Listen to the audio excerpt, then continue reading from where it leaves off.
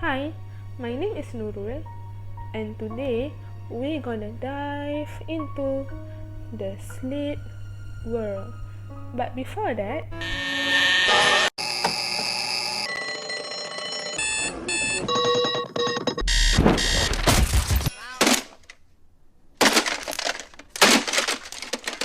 for most of us, the worst moment of every day goes something like that.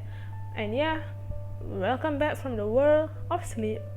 We spend 1/3 of our everyday life in sleep and dreaming. Most of us don't know the secret mystery after we close our eyes.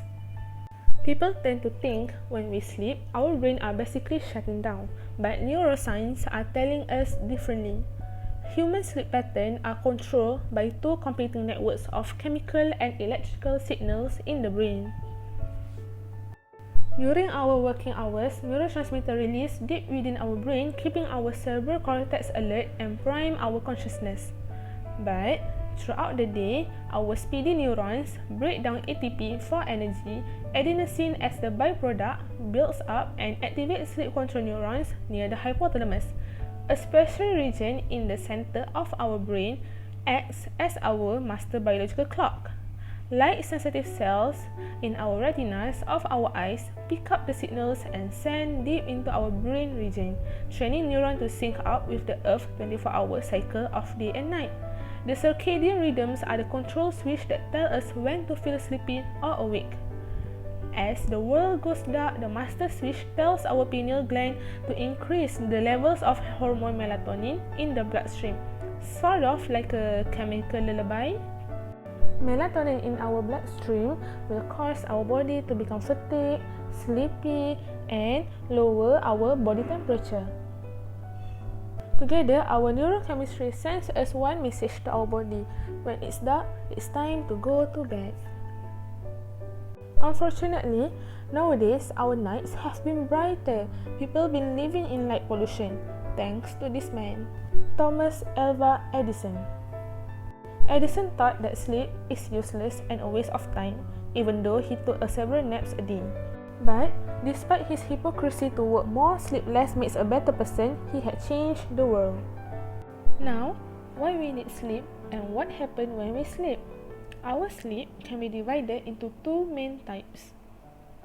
The first one is non-rapid eye movement, or in short, non-REM, and the second one is rapid eye movement, or REM.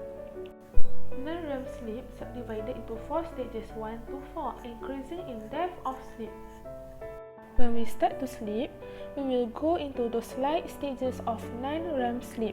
At that time, our muscle will start to relax, our breathing rate will start to slow, our heart rate will also start to slow, and our blood pressure will start to drop.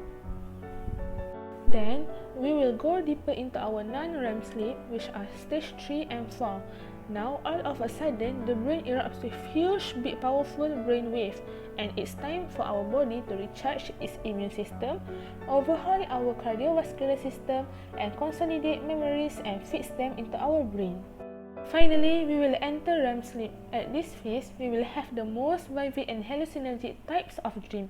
The brainwave activity at this time is the same brainwave when we awake, and it starts to speed up again. During this phase is when we get a boost of creativity to solve our problem when we awake, like how Mr. Trump wake up in the morning to talk about his election.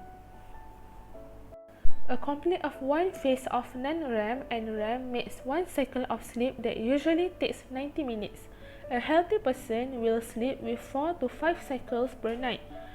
So, the first half of the night, the majority of those 90-minute cycles are occupied by non-REM sleep, particularly deep non-REM sleep. But as we move to the second half of the night, most of the 90-minute cycles are comprised a lot more of REM sleep or dream sleep.